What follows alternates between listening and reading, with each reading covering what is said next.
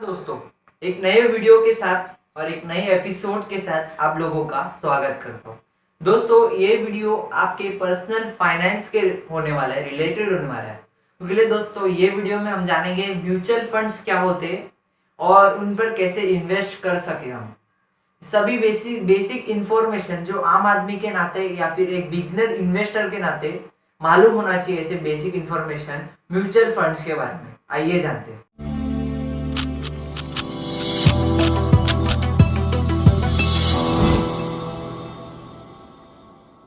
आपकी हर महीने की सैलरी आती है, उसमें से कुछ ही हिस्सा आप सेविंग्स में रखते हो। वो सेविंग्स में क्यों रखते हो? क्योंकि आपको कभी इमरजेंसी में काम आ सके, या फिर गाड़ी खरीदनी हो आपको, या फिर आपका घर खरीदना हो कभी भी। सेविंग करने के लिए तो कई तरीके हो सकते हैं। एक सिंपल वे जो कि आप करते होगे कि बैंक में सेविंग जो भी पैसे आ रहे हैं वो इकट्ठा करते रहे, कलेक्ट होने रहे वहां पर ही। लेकिन दोस्तों, ये बहुत गंदी चीज हो जाती है, क्योंकि यहाँ पर जो भी पड़े हुए जो पैसे होते हैं वो अपनी प्राइस लूज करते रहते हैं।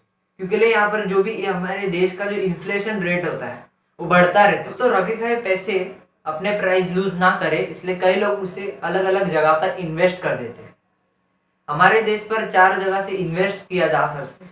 फर्स्ट है फिक्स्ड डिपॉजिट, सेकंड है सेविंग अकाउंट्स, थर्ड है गोल्ड या ज्वेलरी, और फोर्थ है रियल एस्टेट, और फिफ्थ है स्टॉक मार्केट।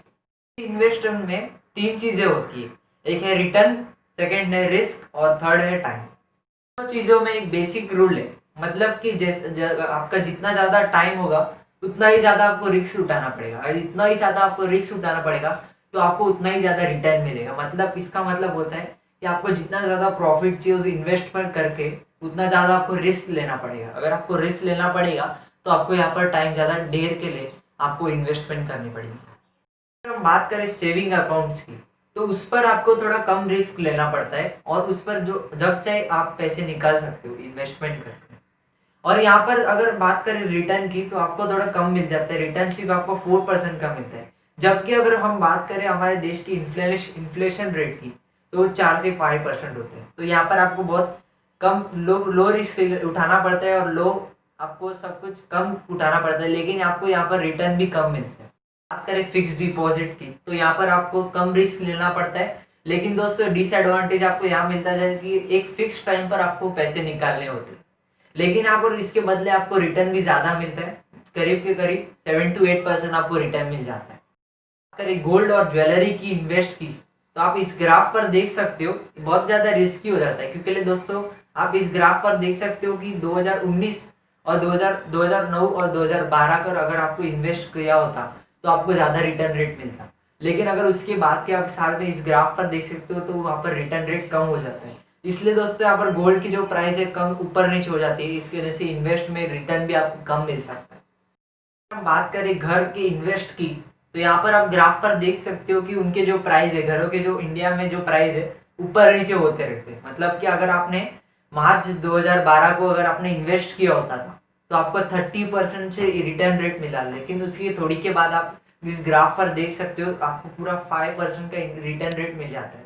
यहाँ पर आपको बहुत ज्यादा रिस्की हो जाता है, क्योंकि यहाँ पर आप रिटर्न रेट आप देख सकते हो घरों की जो प्राइस है हर जगह कम होती है, हर महीने कम होती है। अगर स्टॉक मार्केट की इन्वेस्ट की, तो यहाँ पर आपको बहुत ज्यादा रिटर्न मिल जाता है, लेकिन ये आपको डिसएडवांटेज भी देखने मिल जाता है। क्योंकि यहाँ पर अगर आपको पता होना चाहिए स्टॉक मार्केट में कैसे इन्वेस्ट किया जाए, जैसे कि आपको कौन से स्टॉक पर इन्वेस्ट करना चाहिए, या फिर कैसे आपको पता होना चाहिए कि पूरे स्टॉक मार्केट कैसे इन्वेस्ट करना चाहिए, तो ये भी आपको बहुत बड़ा डिसएडवांटेज देखने को मिल जाता है।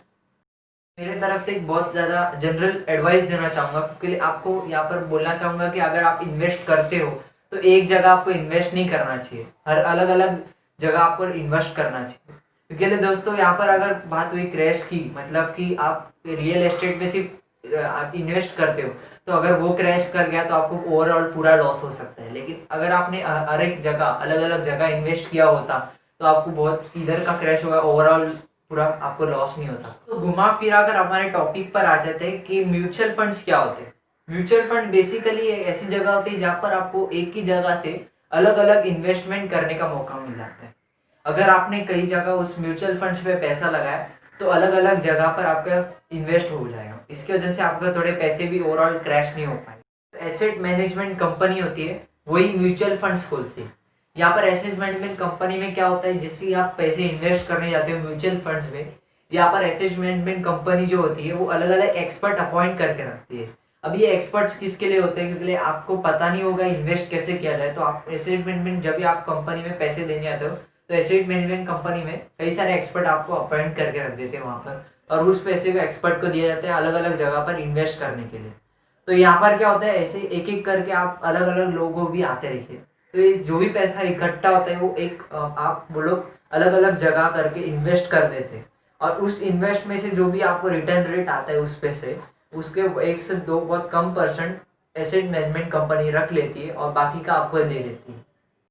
मैनेजमेंट कंपनी यानी कि एएससी में जो भी एक्सपर्ट लोग बैठे हुए वो आपके पैसे को कहाँ कहाँ जगह इन्वेस्ट करते हैं, ये जानने के लिए हमें जानना होगा कि किन बेसिस पर इनके लिए आपको तीन बेसिस पर ये म्यूचुअल फंड्स डिवाइड होते हैं।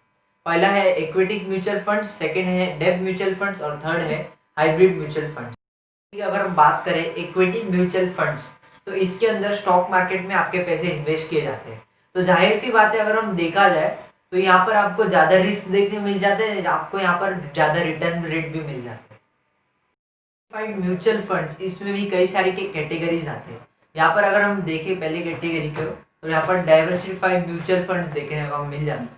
इसमें क्या होता है, अलग अलग कंपनी है, बड़े से लेके छोटे कंपनियां में पैसे इन्वेस्ट किए जाते हैं, मतलब अलग अलग जगह पर पैसे इन्वेस्ट कर देते हैं। म्यूचुअल फंड्स का जो सेकंड जो कैटेगरी है वो है इक्विटी लिंक सेविंग स्कीम। ये इस पर क्या होता है, जो भी आपका जो प्रॉफिट आ रहा है उस पर आप जो टैक्स जो लगाते हैं उस पर आप कम कर सकते हैं। इक्विटी म्यूचुअल फंड्स का जो तीसरा जो कैटेगरी है वो है सेक्टर म्यूचुअल फंड्स। इस पर क्या होता है, बड़े बड़े कंपनियों सेक्टर्स पर इन्वेस्ट किया जाता है, जैसे कि एग्रीकल्चर कंपनी होगा, ऐसे कई सारे बड़े बड़े कंपनियों पर इन्वेस्ट किया जाता है। कैटेगरी का जो म्यूचुअल फंड्स है जिसे हम बोलते हैं डेब्ट म्यूचुअल फंड्स। अब ये डेब्ट म्यूचुअल फंड्स क्या होते हैं, डेब्ट म्यूचुअल फंड्स में हमें डेब्ट इंस्ट्रूमेंट्स पर इन्वेस्ट किया जाता है। अब ये डेब्ट इंस्ट्रूमेंट्स क्या बोलते हैं, डेब्ट इंस्ट्रूमेंट जैसे कि बॉन्ड्स हो गया, फिर सर्टिफिकेट ऑफ डिपॉजिट्स हो गया, फिर डिबेंचर्स हो गया, ये सब हो गया। इसमें से आपको बॉन्ड्स का मतलब बताता हूँ। बॉन्ड्स मतलब अगर सरकार को कौन सी बजट में आपको काम करा लेकिन उन बजट का आपको पैसा नहीं मिल जाता है सरकार, तो आम आदमी से पैसा मांगती है। आम आदमी आके इन्वेस्ट कर देते हैं सरकार के जो भी पैसे चाहिए रहते हैं उन पर। तो यहाँ पर सरकार क्या करती है, उन्हें थोड़ा फिक्स इंटरेस्ट में पैसा लौटा देती है, तो यहाँ पर भी रिटर्न का मामला आ जाता है। ये भी एक इन्वेस्ट करने का तरीका हो जाता है, जिसे हम बोलते हैं बॉन्ड्स। बात करेंगे डेब्ट म्यूचुअल फंड्स के और थोड़े कैटेगरी की हम बात करेंगे। पहला जो कैटेगरी है वो हमारा लिक्विड फंड्स है। अब ये लिक्विड फंड्स क्या होता है, यहाँ पर क्या होता है, जो भी कैश है आप आसानी से उसे कन्वर्ट कर सकते हो, इजीली से आप कैश में कन्वर्ट कर सकते हो। यहाँ पर आपको बहुत कम दिन में इजीली कैश में कन्वर्ट करके आपको मिल जाता है। यहाँ पर थोड़ा लो रिस्क भी होता है, तो लो रिस्क पे आपको साथ में कम टाइम में आपको पैसे इजीली मिल जाते हैं। सेकेंड कैटेगरी है वो डेब्ट म्यूचुअल फंड्स का, वो है गिल्ट फंड्स। अब ये गिल्ट फंड्स क्या होता है, यहाँ पर जो पैसे जो इन्वेस्ट कहाँ पर किए जाते हैं, यहाँ पर गवर्नमेंट इश्यूज बॉन्ड में किए जाते हैं। तो जाहिर सी बात है, अगर हम गवर्नमेंट के इसमें इन्वेस्ट करते हैं तो आपको जीरो रिस्क मिल जाएगा, क्योंकि आपको ऐसा नहीं कि कभी पैसे नहीं मिले गवर्नमेंट के पास। लेकिन दोस्तों यहाँ पर आपको इंटरेस्ट जो आपको मिल रहा है वो ऊपर नीचे हो सकता है, कभी ज़्यादा हो सकता है, कभी कम हो सकता है। कैटेगरी है डेब्ट म्यूचुअल फंड्स का, वो है फिक्स मैच्योरिटी फंड्स प्लान। यहाँ पर क्या होता है दोस्तों, ये सेम आप अलावा इसके समझ सकते हो कि ये भी सेम फिक्स डिपॉजिट जैसा है। यहाँ पर आपको कम रिस्क मिल जाएगा, लेकिन यहाँ पर आपको रिटर्न भी ज़्यादा मिल सकते हैं, लेकिन यहाँ पर आपको स्पेसिफिक टाइम पर उसी समय पर आपको पैसे निकालने पड़ेंगे। तो बात करेंगे थर्ड कैटेगरी, जो कि म्यूचुअल फंड्स का जो थर्ड कैटेगरी है वो है हाइब्रिड म्यूचुअल फंड्स। अब ये हाइब्रिड म्यूचुअल फंड्स क्या होता है दोस्तों, ये मिक्सचर होता है डेब्ट म्यूचुअल फंड्स और इक्विटी म्यूचुअल फंड्स। यहाँ पर क्या होता है, कई लोगों को सिर्फ स्टॉक मार्केट नहीं चाहिए रहता है, कई लोगों को ऐसा चाहिए। तो यहाँ पर थर्ड ऑप्शन आपको मिल जाता है हाइब्रिड म्यूचुअल फंड्स। इस पर आप क्या कर सकते हो, दोनों भी आपको मिल जाते हैं, जो कि इक्विटी म्यूचुअल फंड्स और आप इस पे भी डेब्ट म्यूचुअल फंड्स, यानी कि आप जो भी डेब्ट इंस्ट्रूमेंट्स पर आप इन्वेस्ट कर सकते हो। दोनों का मिक्सचर होता है यहाँ पर हाइब्रिड, इसे हम कहते हैं हाइब्रिड म्यूचुअल फंड्स। तो कई सारे टाइप्स के म्यूचुअल फंड्स होते हैं और उनके भी अंदर बहुत सारे टाइप्स होते हैं, बहुत सारे होते हैं म्यूचुअल फंड्स के टाइप। लेकिन दोस्तों अगर मैं इस वीडियो में बताने जाऊँगा तो बहुत बड़ा बन जाएगा ये वीडियो। अभी आगे हम बात करेंगे एडवांटेज और डिसएडवांटेज के बारे में। यानी कि फायदे और उनके गैर फायदे के बारे में म्यूचुअल फंड्स के, आइए जानते हैं। दोस्तों जो म्यूचुअल फंड्स के बहुत बड़ा एडवांटेज के बारे में बात करें तो बहुत बड़ा एडवांटेज मिल जाता है, जो कि यहाँ पर आपको डाइवर्सिटीफाई में इन्वेस्ट करने मिल जाता है। क्योंकि डाइवर्सिटीफाई मतलब हर अलग अलग आपके, अगर आप म्यूचुअल फंड्स में पैसे देने चाहते हो तो एक ही जगह इन्वेस्ट नहीं होते, अलग अलग जगह पर आपका पैसे इन्वेस्ट किया जाता है। इससे क्या होगा कि एक जगह कौन से भी इन्वेस्ट क्रैश कर गया तो दूसरे जगह भी आपको बचा जा सकता है, इससे ओवरऑल क्रैश नहीं हो सकता। ये भी आपको बहुत बड़ा एडवांटेज देखने को मिल जाता है। बात करें फिक्स डिपॉजिट, सेविंग्स अकाउंट, फिर गोल्ड एंड ज्वेलरी और रियल एस्टेट, इस पर इन्वेस्ट करने से अच्छा हमें म्यूचुअल फंड्स बहुत कम रिस्की होता है, क्योंकि यहाँ पर आपको डाइवर्सिफाइड मिल जाता है, अलग अलग जगह पर एक ही जगह से आप इन्वेस्ट कर सकते हो।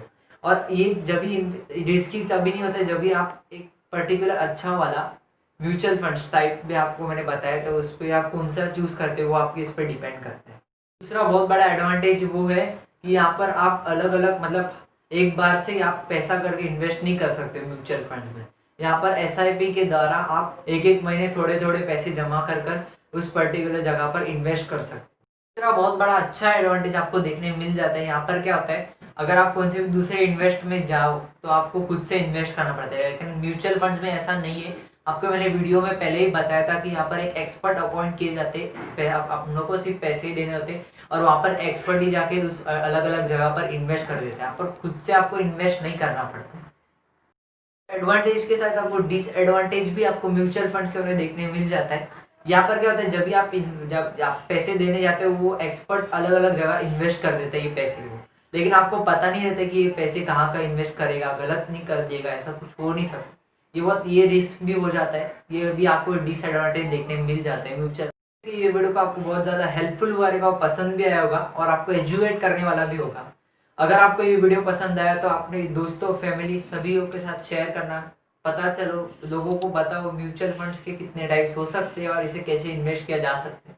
दोस्तों इस वीडियो से आपको कई सारे एजुकेटिव भी हुए रहेंगे, और अगर आप हमारे चैनल पर नए हैं तो सब्सक्राइब करना ना भूलें। और अगर आपको ये वीडियो ज़रूर पसंद आया होगा तो आप मुझे कमेंट करके ज़रूर बताएगा। और अगर आपको ऐसे कौन से भी फाइनेंस रिलेटेड या फिर एजुकेशनल आपको करने वाला वीडियो जो भी चाहिए आपको, मुझे कमेंट करके ज़रूर बताएं, मैं उस पर वीडियो निकालूंगा। Till then.